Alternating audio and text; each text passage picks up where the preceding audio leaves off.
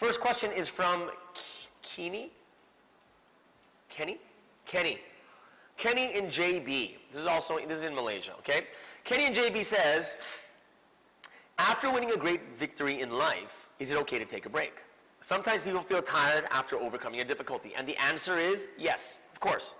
Of course you can take a break. Now, why is it, well, but you just said don't, no. What I'm saying is, don't get caught up in the emotional mindset. Like, oh no, I don't want to do this anymore, oh, I'm so tired. No, what can you say? Very reasonably and rationally, it's like, hey, I just did this big thing, and I just need a quick break, right? So you know what? I might not be able to do it today, but you know what? I'll make up for it tomorrow.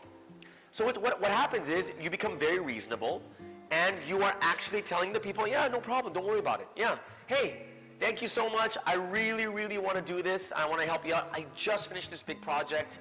I need a quick break. Or you could do it for them and say, man, I had a really, really awesome project I just finished. Wow. And then you could talk to them about it also, and you could do that too. But it's okay to take a break. Yeah, taking a break is not bad. It's when your emotions you're overcome by your emotions, you're overwhelmed by what's going on, and then you quit and you don't want to do anything anymore. That's what I'm talking about more. It's not about you can't take a break, okay? Good question, Kenny and JB. Let's go to the second question. Second question is from Mavis. Mavis is in Ipoh. All right, Ipoh. What happens if I have belief and faith in myself but don't have great victory? Isn't that really depressing when you lose a big battle? And the answer is, it could be. But honestly, if you think about this too, one of the things that we always forget to see, because this is what media does, like media and movies, they always shorten the whole story. So a lot of times you don't see all the failures, and you don't see all the things that the little battles they have to overcome to get to the great victory. Sometimes we're in these great battles, and sometimes we're in the mini battles getting up there. And what happens is, sometimes we're going to lose battles, but the key point is, it's okay.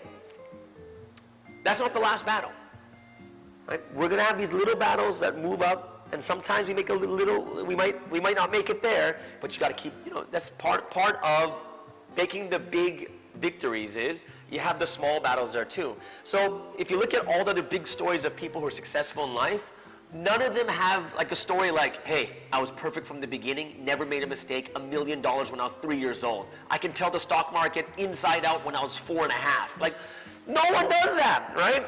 Everyone is step by step overcoming victory after victory after victory. And what happens is, I'm going to tell you this, I want you to be very positive about this, Mavis. Even if you don't win, there is still a lesson to be learned. There's still information for you to collect why you didn't win or what you should do next.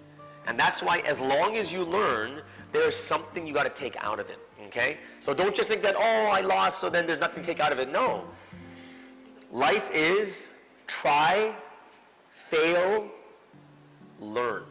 And then you do it over again. Try, fail, learn. And you keep doing it over and over again until you have victory. Okay? Thanks so much, Mavis. Let's go to Joyce in KL. Joyce in KL, what do you say here? Joyce in KL says, just the thought that problems and challenges don't end tires me to even go on. What should I do if I have such negative thoughts? Okay, so the thing you have to understand to yourself is this. You shouldn't want it to end. You shouldn't. The moment it ends is the moment you die. That's what it is. Like, put it this way. The good question that might help us all is, it's okay to take breaks. It's okay. Right? It is. Take a break. It's fine. Right? Don't lose your mind, but take a break. Right? Take a break, recover yourself, and you go in again. Why? In a nutshell, like if you miniaturize everything, that's what actually happens in life every day. You go to work, you start the big struggle, and going over the difficulties in life of work, you finish work, you're happy. You overcame your day of work. You go home, you eat, you watch a movie, whatever it is, you get some sleep, and then what happens the next day? You start it all over again. You go to work again. And the thing you have to understand is, the reason why it's so great to have an ending of a day and then restarting it is, you can always make your day better than the day before. Remember, the point is there ever an end? And the answer is, there is an end. There is. Eventually, there will come a time where you will no longer have that many challenges, or there comes a time when you actually die and it's over, right? And you're like, that sounds so depressing, and the answer is, it's not.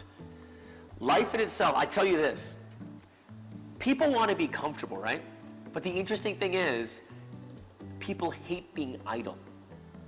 They hate it. I tried it myself. I tried to sleep as many days as I could. I went 4 days of sleeping and not doing anything, and then eventually just dying of boredom or not having anything in life. Take it step by step, one challenge at a time. And every challenge you have, Joyce, you take the challenge, you overcome it, or you learn from it. Take a deep breath. What do? You know what? I got to learn from this again. Ultimately, in the end, it's about you becoming better. Ultimately, in the end, right, you can't look at these difficulties as like you're destroyed from them. No. Everything that you see in life is just tell me how inspiring it is when you see someone overcome the most like the worst difficulties, no arms, no legs, but learns how to swim. You're like, whoa, that's so inspiring, right? People get inspired by these things. And the one thing I can tell you now is, human beings, when you're victorious, there is joy. There's joy, right? Don't stop. The reason why we quit is because you stop. And when you stop, you feel like you're a failure because you have nothing to show. You can't stop. You feel the spoils of victory is like this joy and this amazing feeling you get is when you win. But I tell you now, is if you always quit in the middle, you never get that feeling. And what happens if you always quit in the middle, you always feel like you've done nothing. And the answer is, you actually haven't if you don't even complete it. You have to complete and move forward, complete and move forward.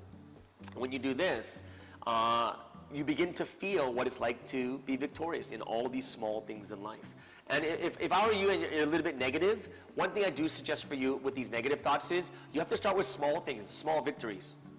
Small things. Like a lot of people, like if you look on the internet, they say the smallest victory you can have from the beginning of the day is making your bed. It's a victory. You get a shot of dopamine in your mind because you completed something already. You got to complete things in the day, right? And when you complete these things, it actually helps you to overcome the negative thoughts. You just got to keep doing these small things at a time, have these little victories constantly, and it helps you to gain confidence and you overcome your negative thoughts. So Joyce, I do understand though, sometimes it's really, really hard. But you can't look at it from the big, like, oh my gosh, nothing worked out, I failed. But during this battle and this challenge, you had all these little victories, right? It wasn't all losses. You had all these little victories that led up. Didn't work, try again, right? So if you have any more questions, Joyce, you can leave some more questions in there because, I completely understand what it's like, but I probably want to talk to you a little bit more too. All right, let's go to the next one. Yan Lan. Yan Lan in PJ. Yan La or Yan Lan? Lan. Yan Lan says, how can we overcome our problems in life?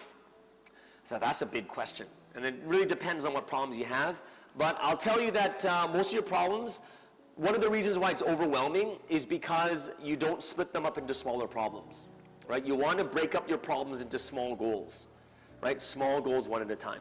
It's almost like if you have, how do I graduate? Oh no, 4 years and 55 tests and like 200 classes. Oh my gosh, it's too much. No, you break it down into semesters, you break it down into weeks, and you take it one step at a time. So one of the ways we can do it, if you look at it too big, it's like this. Imagine in life you're like this. Imagine when you're born, God comes to you and says, hey, see this mountain of food? You're going to eat that in your lifetime. And you're going to be like, oh no, it's just too much, God. Oh, how can I eat a mountain of food? And that's why God doesn't do that. What does he do? He says, hey, breakfast. Oh man, I'm hungry. Oh yeah, breakfast. And you eat your breakfast.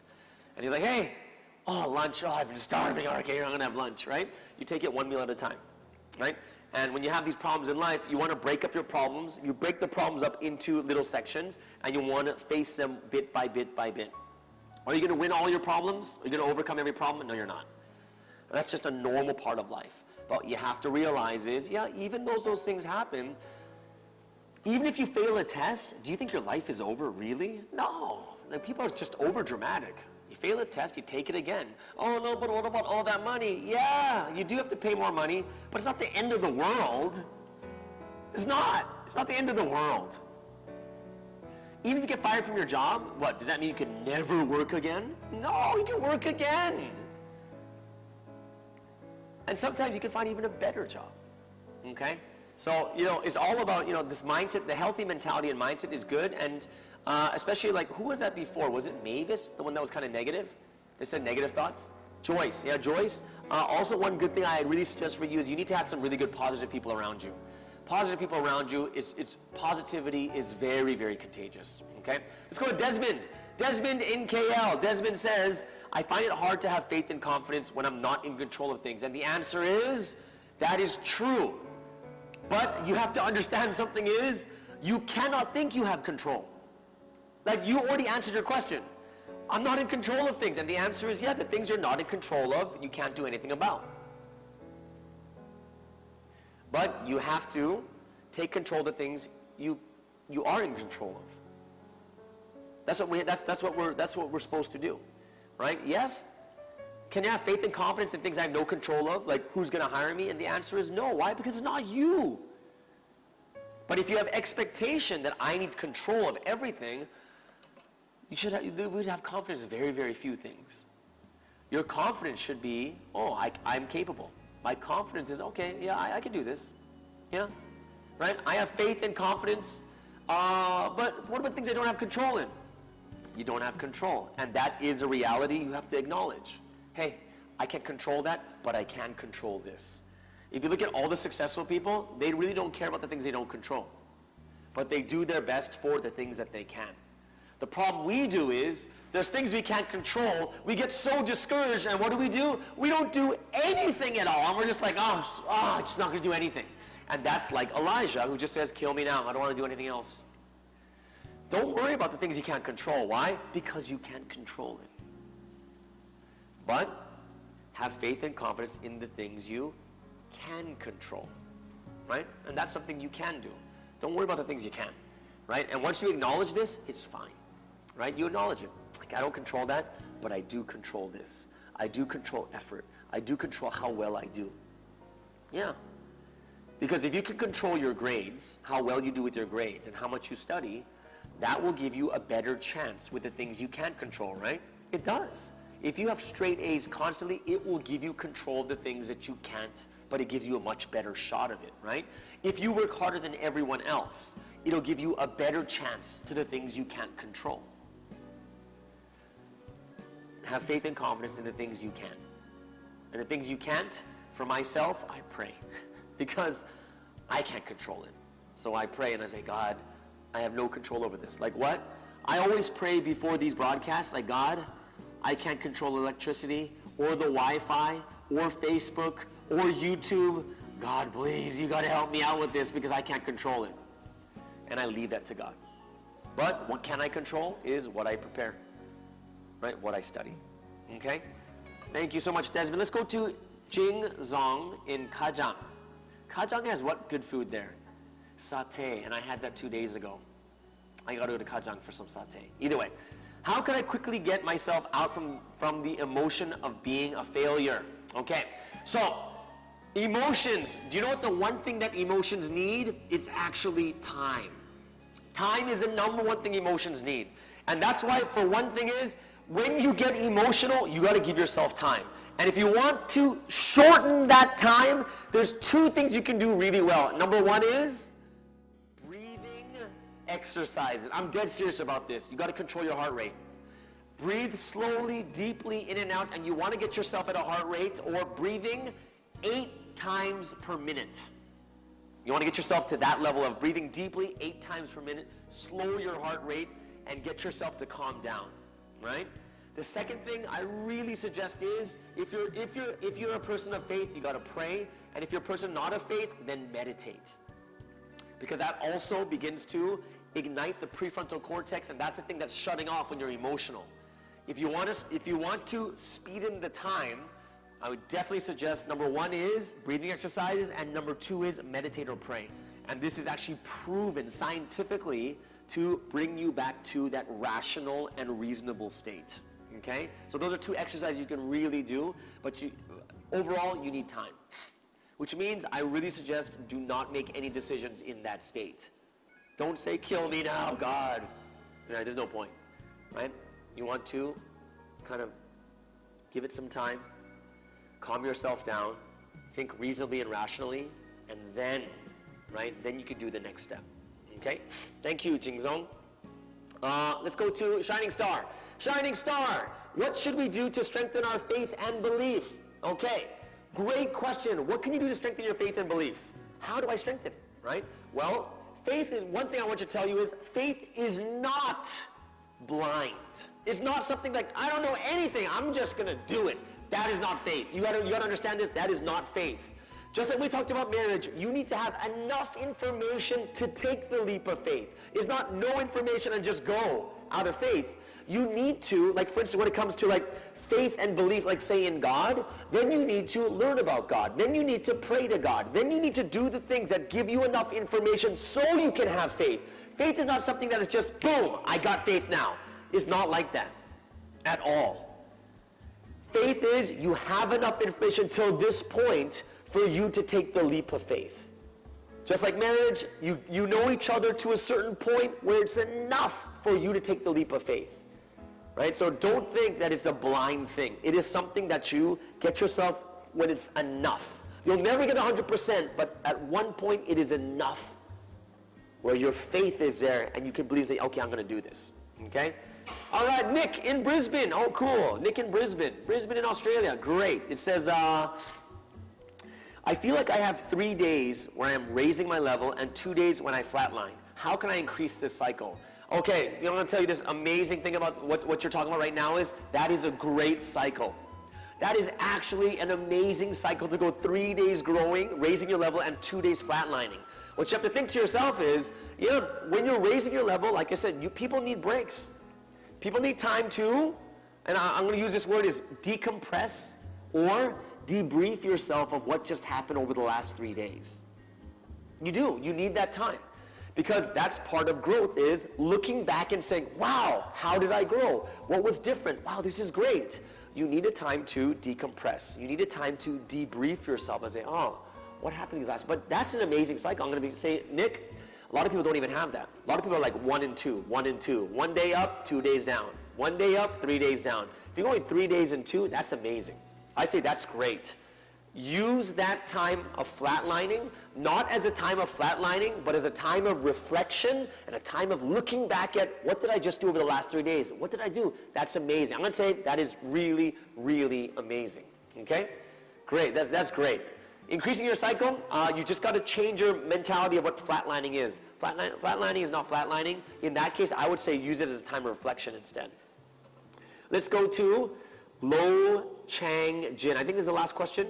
Lo Chang Jin in, not sure. I'm going to call you LCJ because it's a little bit hard for me. LCJ says, I can't wake up early for service. How can I overcome this big battle because I want to make it a habit? Cool. Okay. You want to tell me, I'll tell you probably 2 major reasons why people can't wake up early, just in life in general. Number 1 is, you're used to waking up really late. So your body's used to that type of cycle. The second reason is you just sleep too late. That's usually it. Let's just be honest. Last night I went to sleep past 2 a.m. Okay? I had a hard time waking up. I woke up, but I had a hard time. I woke up at 4:30, hard time. Just like, I was like a dog, just coming out of the womb. I was like, oh, I'm so tired. Why? I went to sleep at 2:30. How can I expect to be coherent? How can I expect to be even that awake if I've only had an hour and a half, 2 hours of sleep? Right? So you have to think to yourself first, I want you to think just very physically, in your life, have you been living your life where you always wake up at 10 a.m.? You're going to have a hard time waking up at 5 or 6 or even 7 or even 8, you'll have a hard time. Right? Second thing is, if you're already sleeping too late, you're not going to wake up early. You can't really have best of both worlds. God, you know when you say this, people are like this, man, God, I want to not work ever, but make $1 million a year. People want the best of both worlds. Do nothing and make tons of money. It doesn't work that way, right? For every action, there's a reaction. If you go to sleep at 2, you're not going to wake up early. If you go to sleep at 1, you're not going to wake up early. If you really want to wake up early, you have to change your habits of when you sleep. And I would say that if you're someone who has a very, very hard time waking up, I would do it step by step. If you're used to waking up at 8:30, start waking up at 8 first. Just wake up at 8. Then wake up at 8:15. Then wake up at 7:45. Then wake up at 7:15. And just gradually bringing yourself to, and I would do it, usually I would do it in 3-week increments. Every 21 days, just kind of bring it back, bring it back, bring it back, until you get to a place that you want to be, right? Your body, some people's bodies like the gradual, and some people just want that right away, right? For me, my mindset's very different than a lot of people. Like if I'm going to sleep at 11 a.m., like waking up at 11 a.m., if someone tells me to wake up 4, I'm just going to wake up at 4. That's just me. Some people like it gradual, some people like it just super fast and strong, okay? So it is a big battle, and it depends on how you sleep, your sleeping patterns, and also the time you sleep. And if you want to work on it bit by bit, bring your sleeping time back and bring your waking up time back. Sleeping time back, waking up time back, right? And that's probably going to be the easiest way for you to do it, and I do it in 3-week increments, okay? I hope that helped out, LCJ. Cool. All right. Well, that leads to the last question for today. I hope you guys had a wonderful time here on the Lockdown Tuesday. We're going to meet you again next week. Everyone, enjoy your bubble tea and have a great time, and see you again next week. Bye-bye.